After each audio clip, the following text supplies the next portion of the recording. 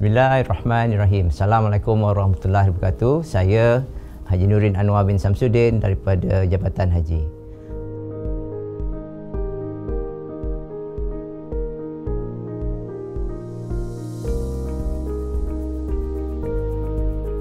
Bila kita bercakap tentang syarat wajib haji, seorang Islam yang telah baligh, sioman iaitu berakal dan merdeka itu perlu berkemampuan untuk menunaikan ibadat haji tersebut. Berkemampuan ataupun secara istilahnya adalah istita'ah, secara mudahnya boleh dibahagi kepada 4 jenis kemampuan sebenarnya, iaitu kita panggil sebagai 4K. K yang pertama adalah keuangan.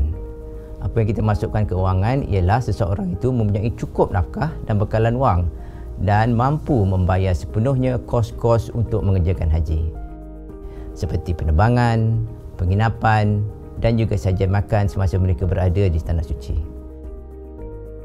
K yang kedua pula adalah terpilih dalam kuota haji. Manakala K yang ketiga adalah keselamatan, di mana keadaan perlu aman semasa perjalanan kita pergi dan balik ke tanah suci. Dan kita juga berkesempatan masa untuk menunaikan haji. Dan akhirnya K yang keempat adalah kesihatan, iaitu sihat tubuh badan kita untuk mengerjakan haji yang kita tahu adalah ibadat yang memerlukan kekuatan fizikal.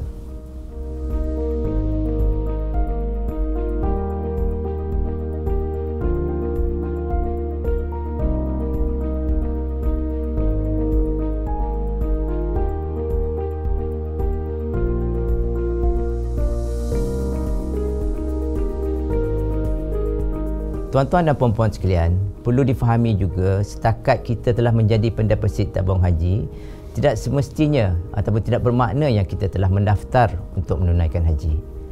Urusan pendaftaran haji ini penting kerana setiap pendeposit tabung haji perlu mendaftar untuk menunaikan haji. Apakah dia syarat-syarat pendaftaran haji itu? Yang pertamanya dari aspek kewangan, untuk mendaftar haji kita perlu mempunyai baki yang mencukupi dalam akaun simpanan kita, dan pada masa sekarang baki tersebut adalah RM1,300 pada setiap masa. Buat masa ini juga tuan-tuan dan puan-puan yang telah menunaikan haji maka tidak boleh untuk mendaftarkan haji untuk kali kedua. Ini adalah kerana tabung haji ingin memberi peluang kepada pendeposit yang masih ramai lagi menunggu giliran mereka untuk menunaikan haji.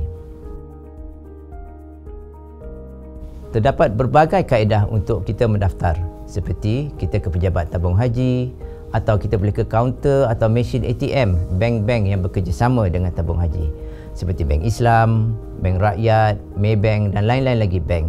Ataupun secara kita boleh juga pergi secara atas talian. Tapi yang paling mudah sekali sekarang ini adalah dengan menggunakan aplikasi tijari. Apabila telah mendaftar, tuan-tuan dan puan-puan akan diberi peruntukan tahun hijrah untuk giliran tunai haji. Sila semak slip pengesahan pendaftaran haji untuk kita mengetahui tahun peruntukan giliran menunaikan haji. Mudah saja kan?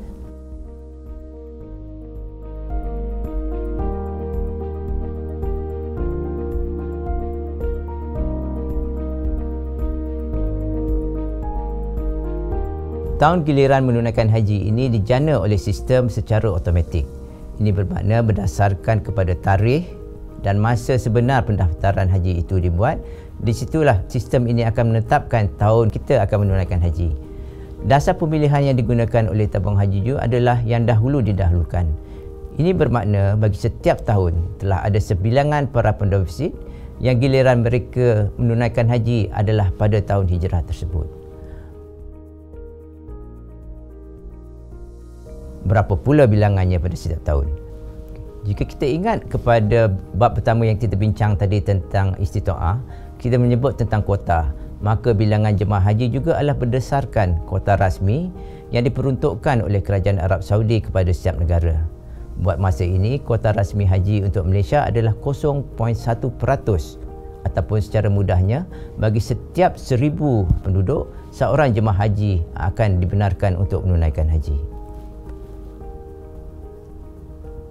Ada juga mereka yang ingin menunaikan haji lebih awal daripada tahun hijrah yang diperuntukkan.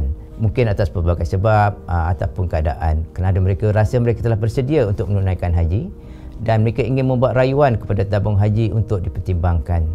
Buat masa ini, permohonan rayuan boleh diterima oleh tabung haji mulai 1 Safar sehingga 30 Rejab melalui aplikasi Tijari. Sekiranya tiada jawapan daripada tabung haji sehingga akhir Ramadan, malangnya permohonan tuan-tuan dan puan-puan itu adalah dianggap tidak berjaya. Perlu diingatkan juga, setiap tahun rayuan adalah terpakai untuk tahun semasa sahaja. Ini bermakna jika tidak berjaya, maka rayuan baru perlu dibuat oleh tuan-tuan dan puan-puan untuk menunaikan haji pada tahun hadapan. Semakan status rayuan juga dia boleh buat melalui aplikasi Tijari. Sekiranya memerlukan bantuan, tuan-tuan dan puan-puan bolehlah menghubungi TH Contact Center di nombor yang diterakan ataupun pergi ke mana-mana pejabat cawangan tabung haji untuk mendapat bantuan daripada pegawai-pegawai kami di sana.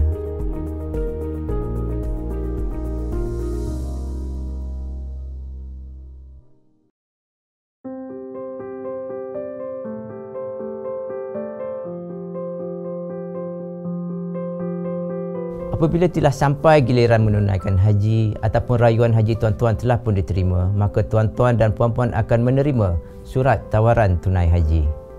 Untuk menerima tawaran ini, ada 4 syarat yang perlu dipenuhi. Apakah dia syarat-syarat tersebut? Syarat pertama ialah kita perlu menjawab surat tawaran itu dalam tempoh yang telah ditetapkan. Tempoh ini akan kebiasaannya dinyatakan dalam surat tersebut. Yang keduanya ialah kita mencukupkan bayaran kos haji kita. Bayaran dikenakan untuk menunaikan haji ada dinyatakan juga dalam surat tawaran tersebut. Syarat yang ketiga adalah khusus bagi jemaah wanita.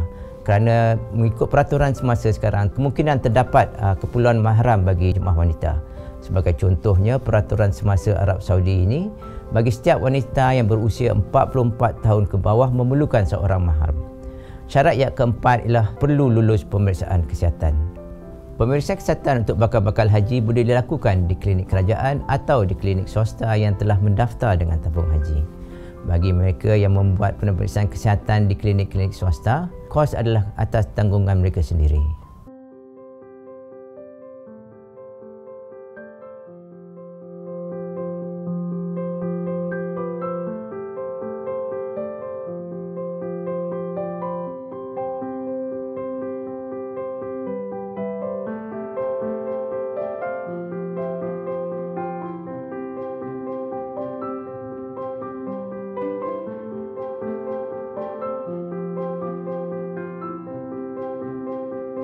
Selepas kita memenuhi 4 syarat yang telah ditetapkan tadi untuk menerima tawaran haji tersebut, maka tuan-tuan dan puan-puan bolehlah mulakan persiapan diri.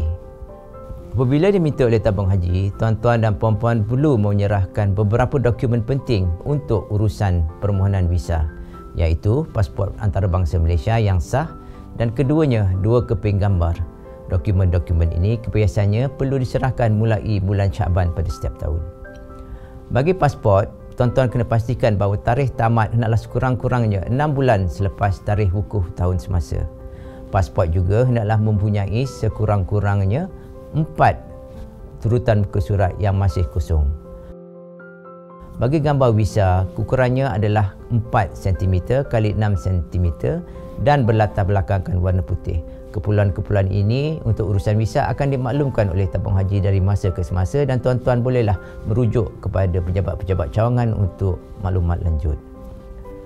Sebagai persiapan diri, bakal haji perlu hadir ke 3 kursus haji yang dianjurkan oleh tabung haji.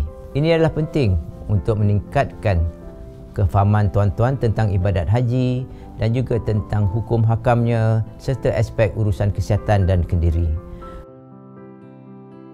Kursus yang pertama adalah kursus asas haji yang diadakan setiap hujung minggu selama 13 siri. Ianya selalunya bermula sekitar bulan Rabiul Akhir dan akan berlanjutan sehingga bulan Rejab. Ia juga dibuka untuk orang ramai supaya mereka juga dapat memahami tentang ibadat haji. Kursus kedua adalah kursus intensif haji yang hanya dilaksanakan untuk bakal haji yang telah ditawarkan untuk menunaikan haji pada tahun semasa. Kursus ini kebiasaannya akan mengambil masa selama 2 hari.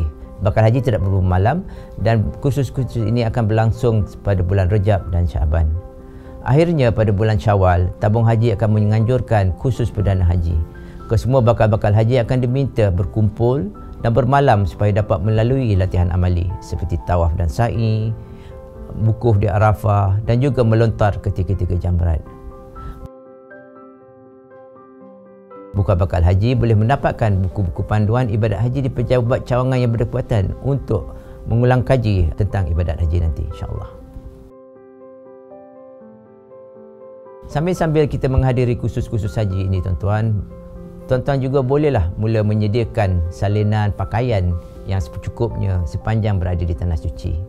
Sebagai contohnya, bagi kaum lelaki, kita perlulah baju Melayu, jubah, kain pelikat dan baju t-shirt. Manakala bagi wanita pula, sepastinya kita perlukan telekung, jubah, kain batik, stokin dan sarung tangan.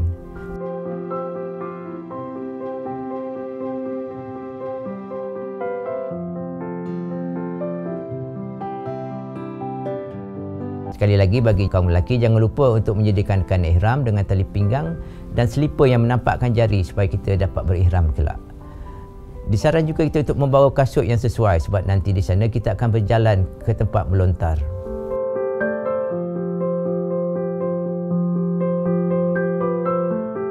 Tabung haji juga akan memberi setiap bakal muassasah sebuah beg beroda.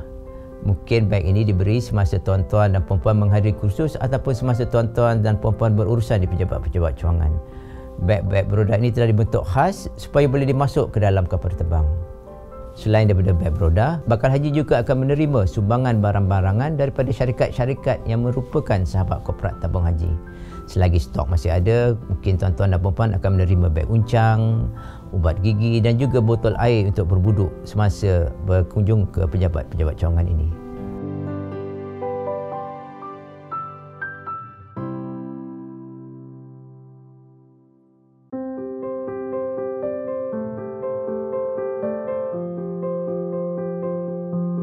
Setelah kita selesai semua persiapan, marilah kita melihat pula proses untuk kita berangkat ke Tanah Suci.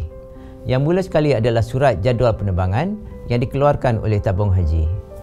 Surat ini akan diedarkan oleh pejabat-pejabat cawangan tabung haji kepada bakal-bakal haji di seluruh negara secara berperingkat. Selalunya edaran ini akan bermula pada akhir bulan Ramadan.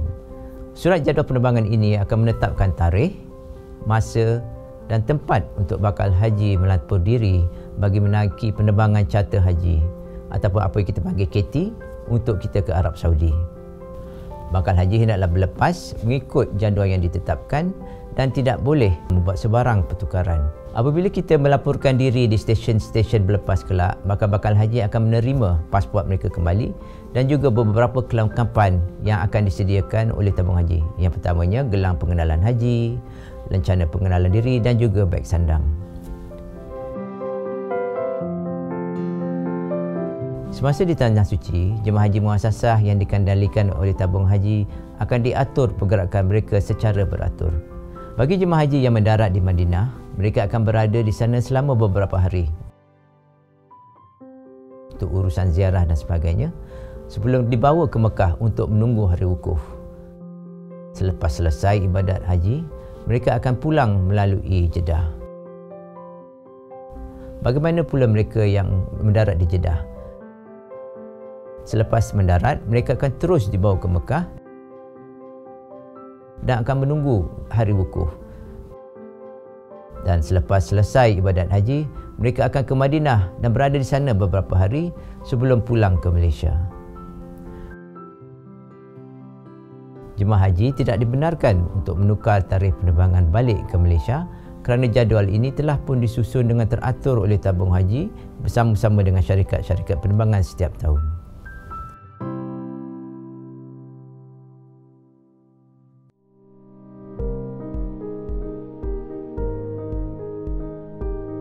Semasa masyair pula, perayaan jemaah haji diatur keseluruhannya oleh pihak muassasah.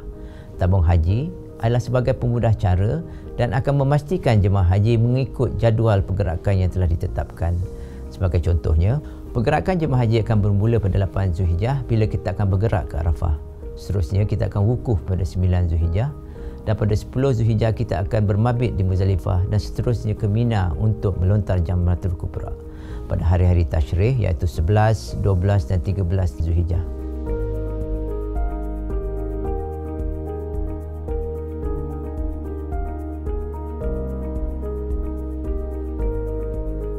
Kos haji adalah bayaran untuk kos-kos langsung bagi seorang itu menunaikan haji. Maka terkandung dalam kos haji adalah kos-kos seperti bayaran untuk pengangkutan, penginapan, sajian makan dan perkhidmatan di tanah suci seperti mutawif dan juga khemah di masyair. Kos haji ini akan dimaklumkan oleh tabung haji pada setiap tahun semasa. Sementara itu, bagi jemaah haji muassasah yang layak saja, bayaran haji mereka adalah lebih rendah daripada kos haji kerana sebahagian daripada kos-kos langsung tersebut ditanggung oleh tabung haji. Bentuk bantuan dan jemaah haji yang layak untuk menerima bantuan haji ini akan dimaklumkan oleh tabung haji dari masa ke semasa.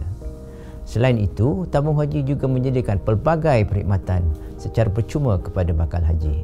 Ini termasuk petugas-petugas haji, bimbingan haji dan juga rawatan perubatan di pusat-pusat rawatan yang disediakan di Madinah, di Mekah dan juga di klinik-klinik bangunan penginapan kita.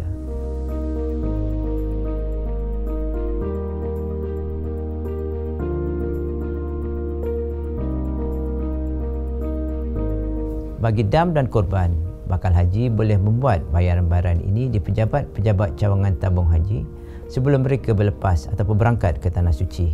Ini amat disarankan kerana akan memudahkan mereka semasa berada di Tanah Suci kelak.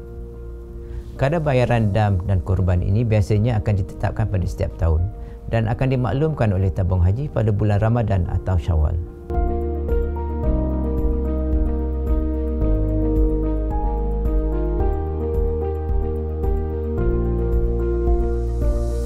Bakal haji boleh memilih untuk menunaikan haji secara pakej dan pakej-pakej ini disediakan oleh syarikat Tiris Travel Sdn Bhd iaitu anak syarikat tabung haji ataupun berbagai syarikat pengelola jemaah haji yang dilesenkan oleh tabung haji. Senarai agensi-agensi pelancongan ini akan dimaklumkan pada setiap tahun. Pakej yang dijual adalah pelbagai dengan julat harga yang berbeza bergantung kepada perkhidmatan yang disediakan seperti taraf dan jarak hotel ke Masjidil Haram, muatan sebilik, sajian makan dan juga perkhidmatan tambahan semasa jemaah haji berada di masyair.